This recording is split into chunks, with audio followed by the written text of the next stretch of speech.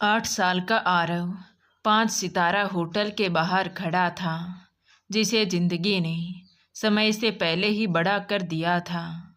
मुंबई की सड़कों पर अकेले रहते हुए आरव ने केवल तिरस्कार, भूख और अपमान ही देखा था। उसका छोटा सा शरीर फटे पुराने कपड़ों में लिपटा हुआ, जो उसकी पतली हड्डियों को ढकने में भी नाकामयाब था। उसके नंगे पैर जो धूल और मिट्टी से सने हुए थे, वो ठंडे फुटपाथ पर जमे हुए थे। उसका पेट जोरों से गड़गड़ कर रहा था। एक ऐसी दर्दनाक आवाज़ जो उसके भूख की चीख थी, लेकिन वो अपने छोटे से जबड़े को भींचकर उसे अनदेखा करने की कोशिश कर रहा था। पिछले 1 घंटे से वो 5 सितारा होटल के बाहर कांच की दीवार के उस पार देख रहा था। वो देख रहा था कि कैसे लोग हंस रहे हैं, रसीले कबाब दौड़ रहे हैं और अपनी उंगलियों से मसालेदार सब्जी चाट रहे हैं। उसकी नन्ही आंखें हर प्लेट पर टिकी हुई थी, इस उम्मीद में कि शायद कोई अपनी प्लेट में थोड़ा सा खाना छोड़ दे, जिसे बाद में वो ले सके। लेकिन उसकी ये उम्मीद भी अक्सर टूट गई, और इसका कारण थी सुकन्या। सुकन्या वहाँ की एक वेटर थी, जिसकी जुबान कैंची की तरह तेज चलती थी। उसने आरव को वहाँ से खदेड़ना अपना मिशन बना लिया था। उसे आरव की सूरत से, उसके फटे हालत से और उसके मुख से नफरत थी। जब भी वो आरव को बचे हुए खाने की तरफ देखते हुए पाती, तो वो तुरंत उस पर बरस पड़ती और गुस्से में चिल्लाकर कहती, "ए गंदी मक्खी, ये रेस्टोरेंट तुम जैसे लोगों के लिए नहीं है। तुम हमें परेशान करते हो। तुम्हें देखकर मेरा मूड खराब हो जाता है। हमारे ग्राहकों को उल्टी हो जाती है। चलो जाओ यहाँ से।" ये कहकर वो उसे भगा देती। आज भी सुकन्या पूरी तैयारी के साथ आई थी। पिछले 3 दिनों से उसने ठान लिया था कि वो आरव को एक भी दाना नहीं खाने देगी। आरव दरवाजे के कोने में दुबक कर खड़ा था, अपने पेट को अपनी बाहों में कसकर पकड़े हुए, इस उम्मीद में कि शायद कोई ग्राहक उसकी आंखों में छुपी भूख को देख ले और उसे अंदर बुला ले। तभी खिड़की के पास वाली मेज पर बैठा एक आदमी अपना खाना खत्म करके उठा, तो आरव की आंखों में चमक आ गई, क्योंकि मेज पर अभी भी एक आधा खाया हुआ बर्गर और लगभग भरी हुई मैंगो लस्सी की बोतल रखी थी। आरव का दिल जोर से धड़क उठा। ये उसके लिए आज रात का सहारा बन सकता था। वो आगे बढ़ा, लेकिन सुकन्या उससे कहीं ज़्यादा तेज थी। उसकी बात जैसी नज़रों ने आरव को आते देख लिया, तो बिजली की गति से सुकन्या आरव से पहले उस मेज तक पहुंच गई और उसने वो प्लेट उठा ली। उसने जानबूझकर प्लेट को ऊपर उठाया ताकि आरव देख सके कि उसने क्या छीना है। फिर अपने चेहरे पर एक क्रूर मुस्कान के साथ वो बाहर आई और आरव की आंखों के सामने ही सारा खाना कूड़ेदान में डाल दिया। ये देखकर आरव का दिल एकदम से बैठ गया, जैसे किसी ने पत्थर मार दिया हो।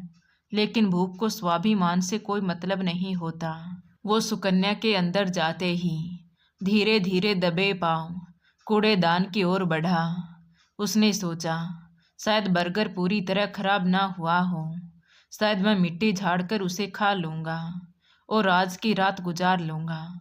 लेकिन इससे पहले कि उसके नन्हे हाथ कूड़ेदान तक पहुँचते, एक तीखी आवाज़ ने सन्नाटे को चीर दिया, "वहीं रुक जाओ लड़के।"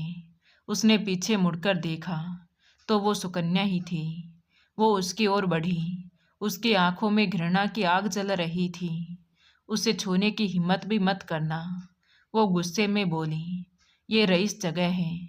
तुम जैसे सड़क के गंदे कीड़े यहाँ नहीं जच सकते।" उसके शब्द आरव के दिल में किसी थप्पड़ से भी ज़्यादा गहरे घाव कर गए। उसके हाथ कांपने लगे।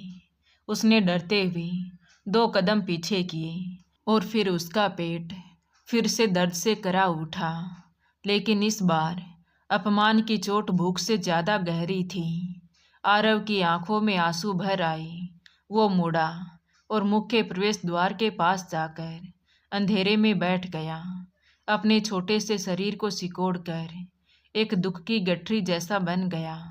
उसका सिर झुका हुआ था, हाथ कांप रहे थे, लेकिन उसका पेट अब भी चीख रहा था। उसे नहीं पता था कि आज की रात वो कैसे काटेगा। तभी कांच के दरवाजे के उस पार अपनी बेबसी की चादर में सिमटे हुए आरव की नजरें अचानक एक खास मेज पर जाकर टिक गईं, जहां एक करीब 30 साल की महिला बैठी थी, जिसका नाम सविता था, जो रेस्टोरेंट की सुनहरी रोशनी में चमक रही थी। सविता अकेले बैठी थी, लेकिन उसका ध्यान अपने आसपास की जगह पर नहीं था। उसकी निगाहें अपने फ़ोन की स्क्रीन पर जमी थी और वो उसे ऐसे स्क्रॉल कर रही थी जैसे वो अपनी ही दुनिया की विलासिता से उब चुकी हो। उसके सामने खाने की एक बड़ी थाली सजी हुई थी, जिसमें खुशबूदार मटर, बिरयानी, मलाईदार चिकन टिक्का, ताज़ा सलाद और मक्खन लगी नान रखी थी। पास ही में एक गिलास और महंगी रेड वाइन की बोतल भी थी, लेकिन वो खाना अछूत पड़ा था, जैसे उसका इंतजार कर रहा हो। ये सब देखकर बाहर बैठे आरव के मुंह में पानी आ गया। उसका पेट मरोड़े खा रहा था और भूख की आग उसे अंदर ही अंदर जला रही थी। उसकी आंखें उस खाने पर जम गईं। उसके मन में एक विचार आया कि बस एक बार कोशिश करके देखता हूँ। अगर मैं कोशिश करूँ तो शायद वो मुझे कुछ दे दे, और अगर नहीं भी देती तो कम से कम मैंने कोशिश तो की। अगर मैं हाथ पर हाथ रखकर बैठा रहा तो वैसे भी मुझे कुछ नहीं मिलने वाला। आरव खुद से ही फुसफुसाया, क्योंकि वो नकारे जाने का आदी हो चुका था। उसने एक सिपाही की तरह अपने मौके का इंतजार किया। उसने देखा कि वेटर दूसरे ग्राहकों की सेवा में व्यस्त थे और सुकन्या, वो निर्दयी वेटर, आसपास कहीं नजर नहीं आ रही थी। शायद वो किचन में कोई ऑर्डर लेने गई थी। यही सही समय है, आरव ने सोचा। उसने अपनी बची खुची हिम्मत जुटाई और अपने नंगे धूल सने पैर रेस्टोरेंट के दूध या सफ़ेद संगमरमर के फर्श पर रख दिए। जैसे ही वो अंदर दाखिल हुआ तो माहौल एकदम से बदल गया।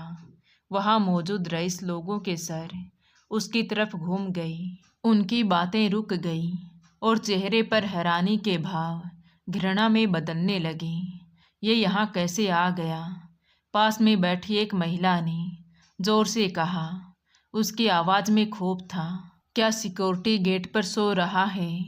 दूसरी महिला ने अपनी नाक पर रुमाल रखते हुए मुंह बनाया। छी, कितनी बदबू आ रही है इसमें। लेकिन आरव रुका नहीं, वो सीधा आगे बढ़ता रहा। तभी अचानक से सुकन्या की नज़र उस पर पड़ी। उसकी आवाज़ किसी चाबुक की तरह सन्नाटे को चीरती हुई गूंजी। तुम फिर आ गई, वो चिल्लाई। मैंने तुम्हें पहले भी कहा था कि ये जगह तुम जैसे सड़क छाप लोगों के लिए नहीं है। वो गुस्से में उसकी ओर लपकी। आरव का दिल जोर से धड़क रहा था, लेकिन इस बार उसने भागने की बजाय कुछ ऐसा किया जिसकी किसी को उम्मीद भी नहीं थी। सुकन्या के पकड़ने से ठीक पहले वो आगे बढ़ा और सविता की मेज के पास जाकर घुटनों के बल बैठ गया। मैडम, उसने बहुत ही धीमी और कांपती हुई आवाज़ में कहा। तो सविता ने चौंक कर अपने फ़ोन से नज़रें हटाई। उसने देखा कि उसकी मेज के पास एक छोटा सा लड़का बैठा है, नाजुक, गंदा, नंगे पैर और ठंड में ठिठुरता हुआ। उसकी त्वचा रूखी थी, कपड़े फटे थे और उसके गले में एक पुराना मटमैला थैला लटक रहा था। फिर आरव ने जो कहा, उसने वहाँ मौजूद हर इंसान को सन्न कर दिया। उसकी बड़ी बड़ी मासूम आँखों में आंसू तैर रहे थे। मैडम, क्या आप अपना बचा हुआ खाना मुझे दे देंगी? ये सुनकर सविता का दिल जैसे पिघल गया। आरव ने शर्मिंदगी से सिर झुकाते हुए कहा, माफ़ कीजिए मैडम, मैंने 3 दिन से कुछ नहीं खाया है। उसकी आवाज़ में इतना दर्द था कि सविता की रूह कांप गई। तभी सुकन्या वहां आ धमकी। उसने आरव का पतला सा हाथ जोर से पकड़ा और उसे वहां से घसीट कर बाहर फेंकने के लिए तैयार थी। लेकिन इससे पहले कि वो उसे खींच पाती, पास में बैठी सविता ने अपनी उंगली उठाई, एक साधारण सा इशारा किया, लेकिन उसमें गजब की ताकत थी। रुको, सविता ने दृढ़ता से कहा, उसे छोड़ दो। ये सुनकर सुकन्या का हाथ हवा में ही थम गया। सविता की उंगली का वो इशारा किसी अदृश्य दीवार की तरह उसके सामने खड़ा हो गया था। रुको, सविता ने अपनी शांत लेकिन सख्त आवाज में फिर से दोहराया, उसे छोड़ दो। तो सुकन्या भ्रमित होकर वहीं खड़ी रही। उसे समझ में नहीं आ रहा था कि ये इतनी रईस महिला इस गंदे से सड़क छाप लड़के की तरफदारी क्यों कर रही है। तभी सविता ने एक पल के लिए सुकन्या को अनदेखा किया और फिर अपनी नजरें वापस उस छोटे से लड़के पर टिका दी। उसका दिल जोरों से धड़क रहा था। अचानक अतीत की धुंधली यादें उसके दिमाग में बिजली की तरह कौंध गई। उसे अपना बचपन याद आ गया, जब वो खुद मुंबई की बारिश में भीगते हुए बेकरी के बाहर डस्टबिन में फेंके गई जले हुए पाँव के टुकड़ों को ढूंढती थी ताकि अपने भाई बहनों का पेट भर सके। वो उस भूख को पहचानती थी, उस अपमान को जानती थी जो पेट की आग के साथ मुफ्त मिलता है। वो जानती थी कि जब दुनिया आपको अदृश्य मान लेती है तो कैसा महसूस होता है। लेकिन सुकन्या अब भी अपनी बात पर अड़ी थी। उसे लगा कि शायद मैडम को समझ नहीं आया, इसलिए उसने दोबारा कहा, मैडम, ये बदबू मार रहा है। सुकन्या ने नाक सिकोड़ते हुए कहा। उसकी आवाज़ में घृणा स्पष्ट दिख रही थी। ये रोज़ यहाँ आता है, लोगों का जूठा खाना चुराने। ये बीमारियों का घर है। ये आपको संक्रमित कर देगा मैडम। इसे यहाँ से जाने दीजिए। तुम फिक्र मत करो। सविता ने उसकी बात बीच में ही काटते हुए कहा। उनकी आवाज़ अब और भी गंभीर हो गई थी, जिसमें एक ऐसा अधिकार था जिसे टाला नहीं जा सकता था। उन्होंने तेज आवाज़ में कहा, एक और प्लेट लाओ। सुकन्या ने अपनी पलकें झपकाई, जैसे उसे अपने कानों पर विश्वास ना हो। जी माफ़ कीजिए, तुमने मुझे सुना नहीं, सविता ने सुकन्या की आंखों में आंखें डालकर कहा। इसके लिए एक प्लेट और लाओ।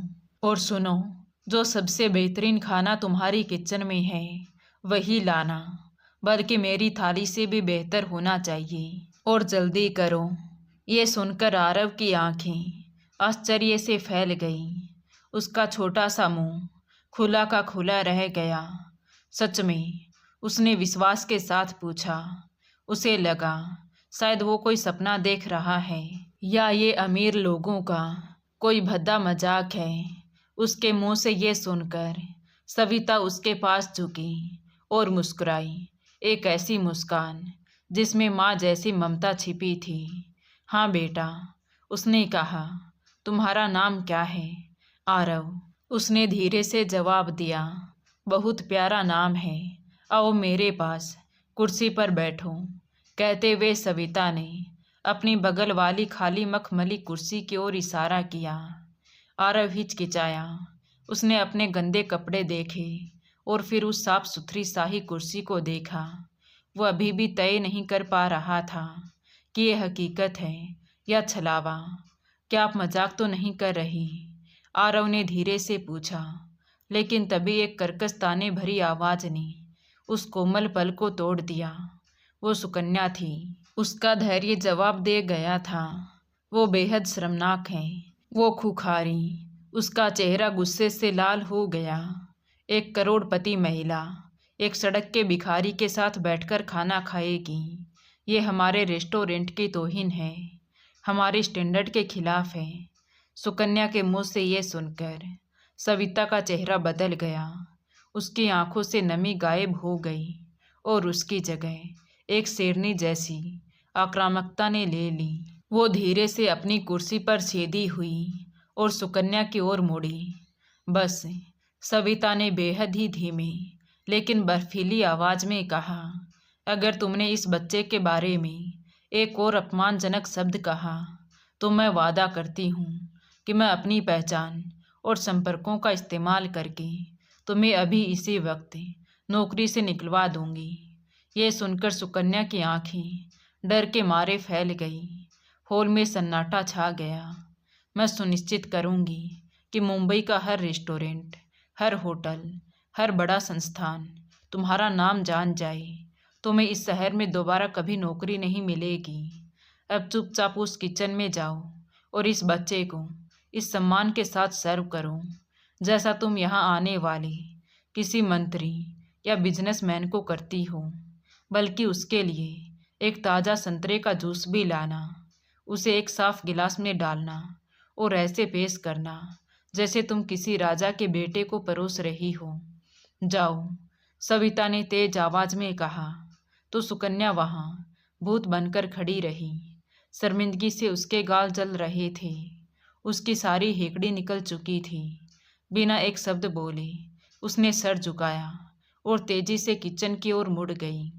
जैसे ही वो गई तो पास की मेज से एक महिला ने बुदबुदाया, जिसे सविता ने साफ साफ सुन लिया था। ये कितना घिनौना है, खाना खराब कर दिया। सविता रुकी। उसने पूरे रेस्टोरेंट पर एक नज़र डाली। वो महसूस कर सकती थी कि कैसे चारों तरफ बैठी सभ्य और अमीर भीड़ उसे और आरव को घूर रही थी। उनकी नज़रों में सवाल थे, हिकारत थी और असहमति थी। लेकिन सविता को अब किसी की परवाह नहीं थी। उसने अपना सिर ऊंचा किया और इतनी तेज आवाज़ में कहा कि पूरा हॉल सुन सके, आप सब हमें ऐसे घूर रहे हैं। शायद आपको खुद से ही पूछना चाहिए, क्यों क्यों एक छोटे से बच्चे को हर रोज़ एक रेस्टोरेंट के बाहर बैठना पड़ता है, इस उम्मीद में कि शायद कोई अपनी प्लेट में थोड़ा सा खाना छोड़ दे। क्या ये घिनौना नहीं है? पूरे रेस्टोरेंट में सन्नाटा छा गया, जैसे किसी ने कुछ गिरा दिया हो। लोग अपनी नज़रें चुराने लगे। पूरे रेस्टोरेंट में एक भारी सन्नाटा छाया हुआ था। उस सन्नाटे के बीच आरव ने कांपते हुए हाथों से चांदी का चम्मच उठाया। उसके सामने रखी मटन बिरयानी और चिकन की प्लेट किसी सपने जैसी लग रही थी। पहले तो उसने चम्मच को ऐसे पकड़ा जैसे उसे यकीन ना हो कि ये खाना वास्तव में उसका है। उसे डर था कि कहीं ये सपना टूट ना जाए। लेकिन फिर पेट की आग ने संकोच पर जीत हासिल कर ली। उसने तेजी से खाना शुरू किया। वो इतनी जल्दी जल्दी निवाला मुंह में डाल रहा था जैसे उससे डर हो कि अगले 10 सेकंड में कोई उससे ये सब छीन लेगा। उसकी आंखों से आंसू बहकर गालों पर आ रहे थे और उसके खाने में मिल रहे थे। धन्यवाद मैडम, आरव ने भर्राई हुई आवाज़ में कहा। उसका गला रूंधा हुआ था। मुझे लगा था कि अब कोई परवाह नहीं करता। सविता खामोशी से उसे देख रही थी। आरव का हर एक निवाला सविता के भीतर टूटी हुई किसी चीज़ को जोड़ रहा था। वो उसके चेहरे पर दर्द देख सकती थी कि कैसे उसका छोटा सा शरीर हर निवाले के साथ राहत महसूस कर रहा है। तभी जल्दी जल्दी खाने के चक्कर में आरव को ठसका लग गया। वो खांसने लगा और उसके आंखों में पानी भर आया। अरे धीरे धीरे बेटा, धीरे, सविता ने प्यार से कहा और पानी का गिलास उसकी ओर बढ़ा दिया। कोई जल्दबाजी नहीं है, ये सब तुम्हारे लिए ही है। अगर ख़त्म हो गया तो मैं और मंगवा दूंगी। आराम से खाओ। उसी पल सुकन्या वापस लौटी, पर इस बार वो बिल्कुल चुप थी। उसका सिर शर्म से झुका हुआ था। उसने बिना एक शब्द कहे संतरे के जूस का गिलास मेज पर रखा और चुपचाप वहाँ से हट गई। सविता ने उसकी ओर देखा लेकिन कुछ कहा नहीं। फिर आरव की तरफ देखकर बोली, जितना मन करे उतना पियो बेटा, यहाँ से तुम्हें कोई नहीं भगाएगा। आरव ने जूस का गिलास अपने दोनों नन्हे हाथों से ऐसे पकड़ा जैसे वो कोई खजाना हो। उसने घूंट भरा तो उसके चेहरे पर एक अजीब सा सुकून छा गया। प्यास बुझाने का सुख और इतने स्वाद का आश्चर्य।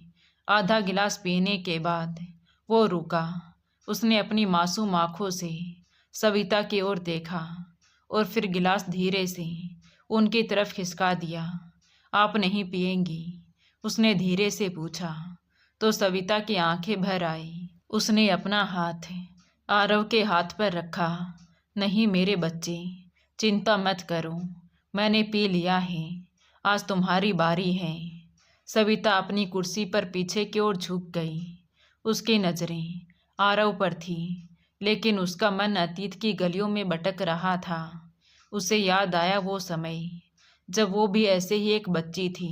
मुंबई की सरहद, दिन रात जब वो खुद को गर्म रखने के लिए अपनी बाहों को सिकुड़ देती थी।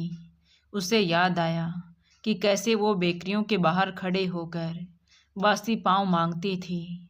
वो दर्द उसने कभी नहीं भूला। पर आज आरव को देखकर उसने मन ही मन एक कसम खाई कि अब वो और किसी बच्चे को इस तरह नहीं तड़पने देगी। आरव ने खाने का आखिरी टुकड़ा खाया और अपनी उंगलियां चाटने लगा। अब उसका पेट भर चुका था और उसके चेहरे पर एक मासूम सी चमक आ गई। उसने धीरे से कहा, मेरी माँ भी मुझे ऐसा ही खाना देती थी। ये सुनकर सविता का दिल धक से रह गया। इससे पहले कि वो कुछ पूछ पाती, आरव ने उदासी से कहा, लेकिन फिर वो भगवान के पास चली गई। सविता की मुस्कान एक पल में गायब हो गई। उसने नरमी से पूछा, और तुम्हारे पापा? उन्होंने दूसरी शादी कर ली और मुझसे कहा कि मैं एक मुसीबत हूँ, एक बोझ हूँ, इसलिए उन्होंने मुझे सड़क पर छोड़ दिया। वो एक पल के लिए रुका, फिर बोला, मैं कंस्ट्रक्शन साइट्स पर जाता हूँ, ठेकेदारों से भीख मांगता हूँ कि मुझे काम दे दें। मैं ईंटें उठाने को भी तैयार हूँ, लेकिन वो कहते हैं कि मैं बहुत छोटा हूँ। वो मुझे भगा देते हैं, कोई मुझे खाना नहीं देता। ये सुनकर सविता की आंखों से आंसू छलक पड़े। एक पल की भी देरी ना करते हुए वो अपनी सीट से उठी और उस गंदे बदबूदार कपड़ों में लिपटे हुए आरव को अपनी बाहों में भर लिया। उसने उसे अपनी छाती से ऐसे लगाया जैसे एक माँ अपने खोए हुए बच्चे को सालों बाद लगा रही हो। बस बस, अब और नहीं बेटा, सविता ने उसके बालों को सहलाते हुए कहा। तुम्हें अब कभी भीख नहीं मांगनी पड़ेगी, मैं वादा करती हूँ। ये सुनकर आरव की आंखें अविश्वास से फैल गईं। वो सविता की बाहों में सिकुड़ गया। मतलब आप मुझे वापस नहीं भेजेंगी? कभी नहीं, सविता ने दृढ़ता से कहा। आज से मैं तुम्हारी देखभाल करूँगी। तुम्हें नए कपड़े मिलेंगे, स्कूल जाओगे और रोज़ सुबह नाश्ते में गर्मा गर्म पराठे और दूध मिलेगा। ये सुनकर आरव का चेहरा ऐसे खिल उठा जैसे अंधेरे कमरे में मोमबत्ती जला दी हो।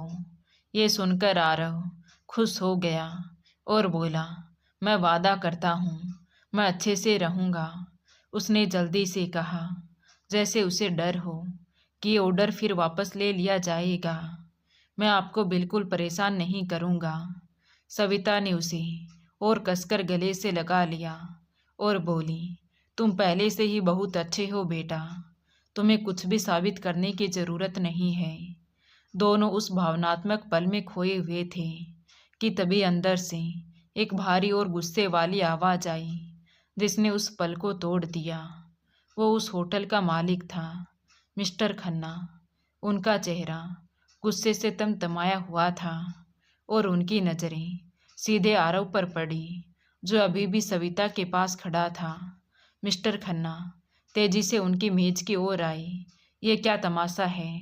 ये गंदा, बदसूरत और बदबूदार लड़का इस 5 स्टार रेस्टोरेंट में क्या कर रहा है? किसने इसे अंदर आने दिया? उनकी आवाज़ में इतनी कड़वाहट थी कि आरव डर के मारे सविता के पीछे छिप गया। सविता का सिर झटके से ऊपर उठा।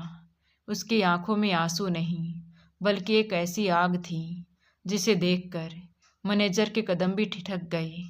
अपनी जुबान पर लगाम लगाइए मिस्टर खन्ना, सविता ने शेर की तरह दहाड़ते हुए कहा। उसे ये सब कहने की ज़रूरत नहीं है। वो ना तो गंदा है और ना ही बदसूरत। वो एक बच्चा है और उसका एक नाम है आरव। पूरे रेस्टोरेंट में फिर से सन्नाटा छा गया। सविता अपनी कुर्सी से उठी। आरव का हाथ कसकर थामे हुए उसने हॉल में बैठे हर शख्स की ओर देखा। फिर बोली, ये बच्चा सिर्फ 8 साल का है। ये इन सड़कों पर अकेला भटक रहा था। जब हम में से कुछ लोग यहाँ बैठकर 1000 रुपये का खाना ऑर्डर करते हैं और आधा प्लेट में छोड़ देते हैं, तब हमें जरा भी ये ख्याल नहीं आता कि हम महंगी वाइन पीते हैं, लेकिन बाहर खड़े बच्चे को पानी तक नहीं पूछते। उसने एक पल के लिए रुककर चारों ओर देखा, फिर बोली, आप लोग इसे गंदा कहते हैं।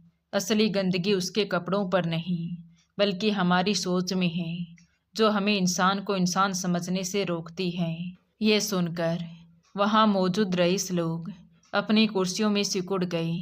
उनके चेहरों पर अपराध बोध साफ झलक रहा था। यहाँ तक कि सुकन्या, जो अभी भी काउंटर के पास खड़ी थी, उसका सिर शर्म से झुक गया। उसकी आंखों में पछतावे के आंसू थे। पूरा रेस्टोरेंट शांत था, किसी अमीर के डर से नहीं, बल्कि एक करुणा के सच्चे कार्य के सामने नतमस्तक होकर।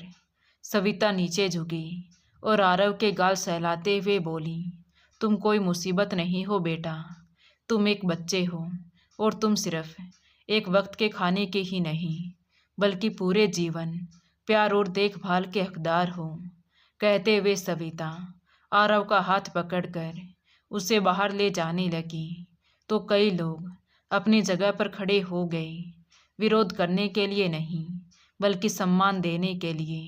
तभी पास की मेज से एक बुजुर्ग व्यक्ति, जो शहर के जाने माने उद्योगपति थे, वो आगे आए और सविता से बोले, बेटा, मैं तुम्हारे इस नेक काम में कुछ मदद करना चाहता हूँ। उन्होंने अपनी जेब से एक लिफाफा निकाला और सविता के हाथ में थमा दिया।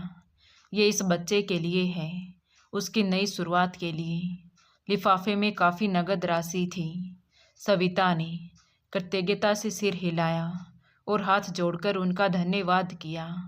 वो आरव को लेकर बाहर आई, जहां उसकी चमचमाती कार खड़ी थी। आरव ने एक बार पीछे मुड़कर उस रेस्टोरेंट और उस कांच की दीवार को देखा, जिसके पीछे उसने अपनी जिंदगी के सबसे बुरे और सबसे अच्छे पल बिताए थे। फिर वो कार में बैठ गया, अपनी आंखों को पोंछते हुए। वो अभी भी यकीन नहीं कर पा रहा था कि ये सच है। जैसे ही कार मुंबई की रात में आगे बढ़ी, पीछे छूटता हुआ रेस्टोरेंट कार के शीशे में धुंधला होता चला गया। वो पल आरव के लिए सब कुछ बदल देने वाला था। एक भूखा लड़का जो कुछ देर पहले तक जूठन के लिए तरस रहा था, अब एक सुरक्षित भविष्य की ओर बढ़ रहा था। कभी कभी सबसे बड़ा उपहार जो हम किसी को दे सकते हैं, तो वो पैसा नहीं, बल्कि दयालुता है। बिना किसी निर्णय के किसी को सुनना या किसी भूखे को खाना खिलाना किसी की पूरी जिंदगी बदल सकता है। इसलिए दोस्तों, कभी कभी भगवान भेष बदल कर नहीं आते। वो हमारे दिल में एक पल के लिए दर्द जगाते हैं, ताकि हम किसी की ज़िंदगी बदल सकें, और वही पल इंसानियत का सबसे बड़ा चमत्कार बन जाता है। तो दोस्तों, आपको ये कहानी कैसी लगी, कमेंट करके ज़रूर बताएं। कहानी अच्छी लगी हो तो प्लीज़ वीडियो को लाइक करें, शेयर करें और हमारे चैनल कहानी विद देवांशी को सब्सक्राइब ज़रूर करें। Thank you.